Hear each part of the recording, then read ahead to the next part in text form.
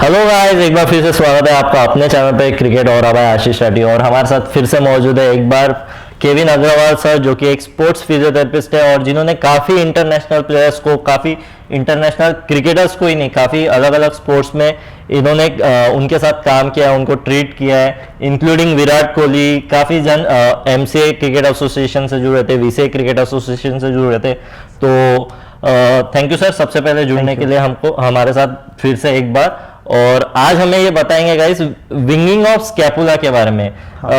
Sir, ये winging of scapula, ये term मेरे लिए बहुत नई थी, बहुत यूनिक थी। और ये चीज सिर्फ क्रिकेटर्स को नहीं होता, आम इंसानों को भी होता है। तो आम इंसानों पे एक्चुअली ज्यादा पाया जाता है। क्रिकेटर्स का तो भी थोड़ा, मतलब स्पोर्ट पर्सन का तो भी थोड़ा पोस्चर इन जनरल अच्छा रहता है विंगिंग ऑफ स्कैपुला, पर आम इंसानों में ये आइडिया नहीं है। और इसके वजह से या ट्रेपेजियस मसल पे नेक पेन वगैरह बहुत जन का शुरू होता है। मेरे फैमिली मेंबर्स में भी 2-3 जन है जिनका इस वजह से शुरू हुआ है। तो ये वीडियो जनरलाइज वीडियो है, ताकि सिर्फ स्पोर्ट पर्सन ही नहीं, आम इंसान भी देखे। तो आइए चलिए शुरू करते हैं।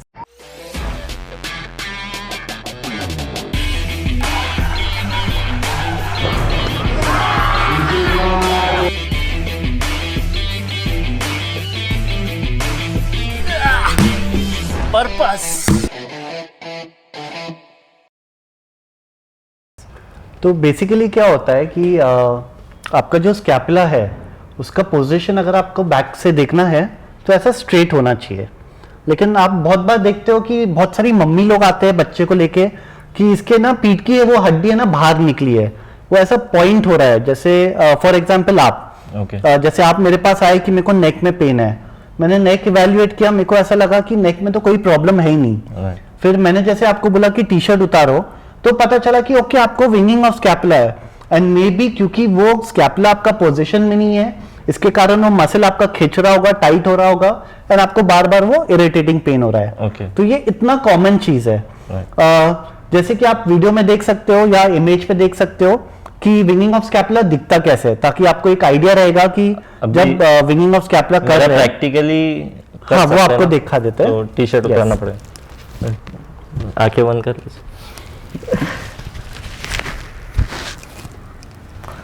तो जैसे अभी आपने नोटिस किया होगा, जैसे ही वो टी शर्ट उतार रहा था उसका ये बोन एकदम से बाहर आ गया।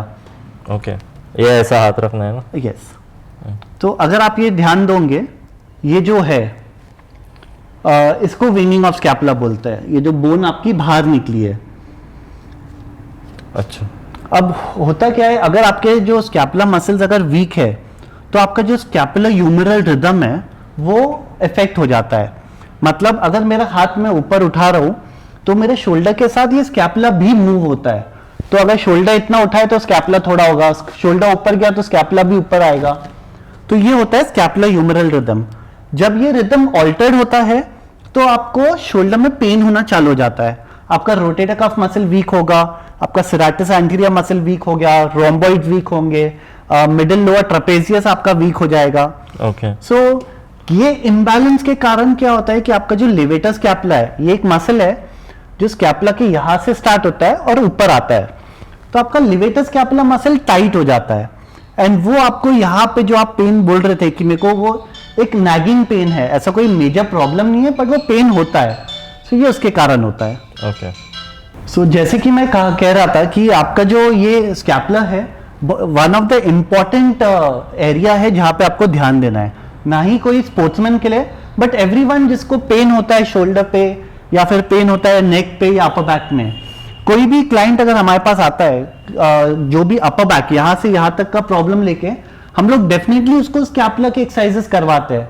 क्योंकि अगर आपका स्कैपुला स्टेबल है तो आपका मूवमेंट सही होगा एंड प्रेशर कम पड़ेगा बाकी एरिया पे। ओके सर, ये रिपीटेबिलिटी में भी अफेक्ट करता है क्या सर? जैसे सिक्स सिटिंग रिपीटेबिलिटी या बॉलिंग की रिपीटेबिलिटी? यस, जैसे कि मैंने कहा कि अगर ये स्टेबल नहीं है तो आप जो एनर्जी जनरेट कर रहे हो, आप वो एनर्जी उतना इफेक्टिवली यूज नहीं कर पाओगे क्योंकि आपका शोल्डर स्टेबल नहीं है। ओके। अब स्कैपुला से आपने एक मसल का नाम सुना होगा, रोटेटर कफ। ये बहुत बहुत फेमस मसल है कि शोल्डर में क्या हो गया, रोटेटर कफ हो गया, रोटेटर कफ इंपिंचमेंट हो गया, रोटेटर कफ टेयर हो गया। तो ये पूरा का पूरा रोटेटर कफ मसल स्कैपुला से स्टार्ट होता है, स्कैपुला से स्टार्ट होता है और शोल्डर पे आता है। अब ये मसल शोल्डर को स्टेबिलिटी देता है। ओके। तो अगर आपका स्कैपुला स्टेबल नहीं है तो आपका मसल उतना इफेक्टिवली इसको स्टेबल नहीं रख पा रहा है शोल्डर को, एंड जब आप शॉट्स घुमा रहे हो तो वो शोल्डर आपका अनस्टेबल हो गया, मतलब आप जितना पावर जनरेट करने की कोशिश कर रहे हैं उतना वो जनरेशन नहीं हो पा रहा है, एंड इसमें आपका एक तो हिटिंग भी प्रॉपर नहीं हो रहा है, या आप लॉन्ग डिस्टेंस थ्रो कर रहे हैं बॉल भी नहीं पहुंच रहा है, या अगर आप शॉर्ट डिस्टेंस भी फेंक रहे हैं तो भी इतना स्पीड से बॉल नहीं आ रहा है, एंड इनफैक्ट जब आप थ्रो कर रहे हो आप बोलते हो कि मेरे को यहाँ पे पेन हो रहा है। ओके। सो ये एक रीजन है स्कैपुला का। सर अभी मेरे ये राइट शोल्डर पे थोड़ा पेन, हल्का सा पेन Feel हो टाइप रहा है। लग रहा है इतने देर में ऐसे। क्योंकि जब से आप मे बी 2 या 3 मिनट से आप हाथ ऊपर रखे हो, अब ये जितना भी मसल था आपके शोल्डर में अब वो फटीक होना चालू हो गया है, लैक्टिक एसिड फॉर्म होना चालू हो गया है। वही अगर आपका स्कैपुला थोड़ा और स्ट्रांग होता, स्टेबल होता, तो आपका ये duration of keeping hand straight would be better. Okay. So ये उसके कारण होगा। तो सर इसके सॉल्यूशंस क्या क्या एक्सरसाइजेस कर सकते हैं क्या? तो एक हो गया कि बॉल वॉल करके होता है, जिसमें आप अब ये एक बॉल रख दीजिए यहाँ पे। Heavy ball? नहीं, ये बॉल एकदम लाइट होना चाहिए। अच्छा, तो ये हल्का बॉल जैसे कहीं भी मिल जाता है? Yes. 20 रुपए वगैरह का? ये वो जो ठेले पे बाहर टंगे रहेंगे या दुकानों में बाहर टंगे तो रहेंगे। मुझे पता नहीं था कि इसका भी हम यूज कर सकते हैं इन अ Yes. बेटर वे, तो ये भी। यस।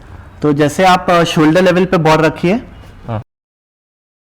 अब ये ध्यान देना है कि आपके दोनों शोल्डर एक ही लेवल पे है, ऐसा ऊपर या नीचे नहीं होना चाहिए। प्लस आपका जो बॉडी है अलाइनमेंट ये स्ट्रेट होना चाहिए। ओके। अगर आपकी बॉडी ऐसी टर्न कर रही है तो वो गलत है।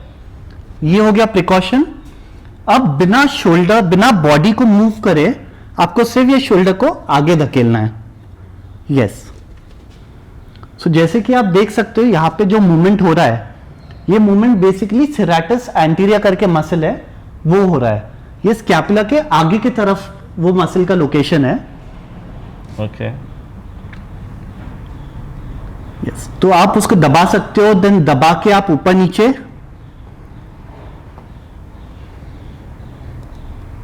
सो इससे बेसिकली आप वो सेरेटस एंटीरियर मसल को स्ट्रेंथन करते हो। वो मसल स्ट्रांग होगा तो ऑटोमेटिकली वो स्कैपुला को अपने जगह पे खींचना चालू कर देगा। Left right.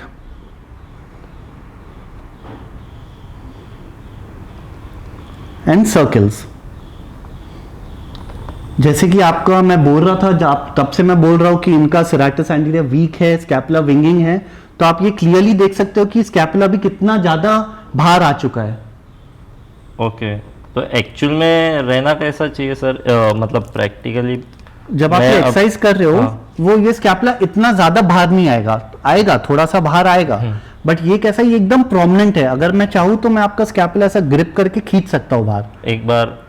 यस। जैसे ये देख रहे हो आप, ये जो स्कैपुला बाहर आ चुका है, ये अगर मैं चाहूँ तो स्कैपुला के अंदर भी मैं अपना उंगली डाल सकता हूँ। ये ओके। तो ये जाना नहीं बहुत चाहिए? वीक है, ये बहुत वीक है। ओके। यस। ये जाना नहीं चाहिए? जाना right? नहीं चाहिए। Yes. ओके। तो ये एक एक्सरसाइज हो गया स्कैपुला का। फिर दूसरा है कि आप अगर जमीन पे लेटते हो तो हाथ एकदम 90 डिग्रीज पे रखना है शोल्डर। टी शर्ट पहन लो। हाँ जी। तो जमीन पे सीधा, सर जमीन पे सीधा हाँ, आपको लेटना है या बैक उल्टा? पे लेटना है सीधा।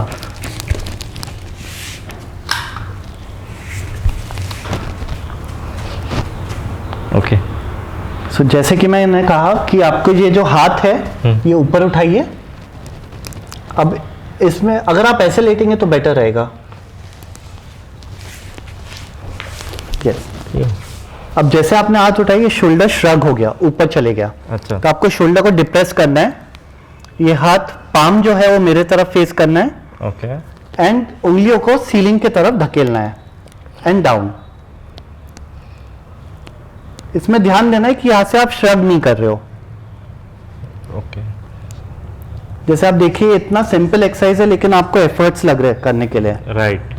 प्रेशर भी अच्छा खासा आ रहा है। यस। सो ये एक एक्सरसाइज हो गया, एक बॉल वॉल हो गया, एंड तीसरा अगर आप घोड़े वाले पोजीशन में आ जाइए,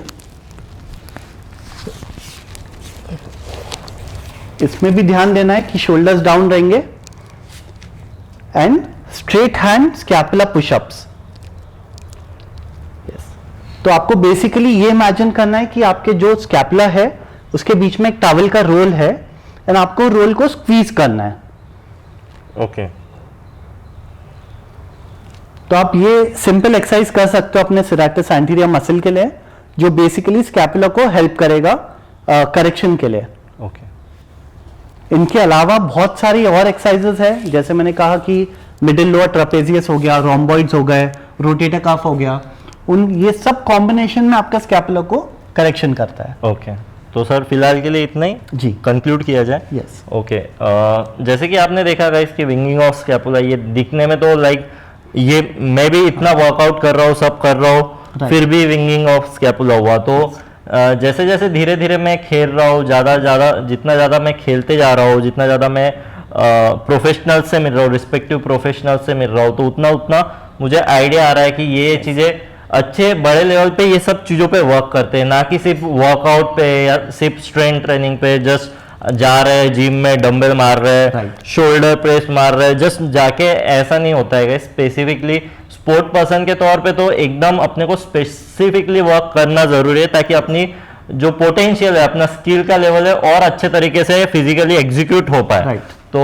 अगर आपको अपना जिम ट्रेनिंग चार्ट बनाना है, डाइट चार्ट बनाना है, आपको अगर विजुअलाइजेशन चार्ट बनाना है, तो हमसे कांटेक्ट कीजिए ईमेल आईडी पे या व्हाट्सएप नंबर पे आप कांटेक्ट कर सकते हैं और हम आपके लिए पर्सनलाइज चार्ट बताएंगे गाइस। रिस्पेक्टिव प्रोफेशनल्स के साथ हम जुड़े हैं, सब एसएनसी कोर्स के साथ जुड़े हैं, स्पोर्ट्स फिजियो के साथ जुड़े हैं, साइकोलॉजिस्ट के साथ जुड़े हैं, तो बहुत तरीके से हम योगा थेरेपिस्ट के साथ जुड़े हैं। तो रिस्पेक्टिव प्रोफेशनल्स के साथ हम आप तक पहुंचेंगे और आपका गेम ऊंचाइयों पे ले जाने में उसमें मदद होंगी। तो फिलहाल के लिए हर सर को थैंक यू कहना चाहेंगे। Thank you sir, Thank thank you you. So much guys. Like कीजिए, शेयर कीजिए और ज़्यादा से ज़्यादा लोगों तक पहुंचाइए। जितना आप प्रोत्साहन दोगे लाइक करके, उतना ही मैं आप तक और ज़्यादा वीडियो ला पाऊंगा।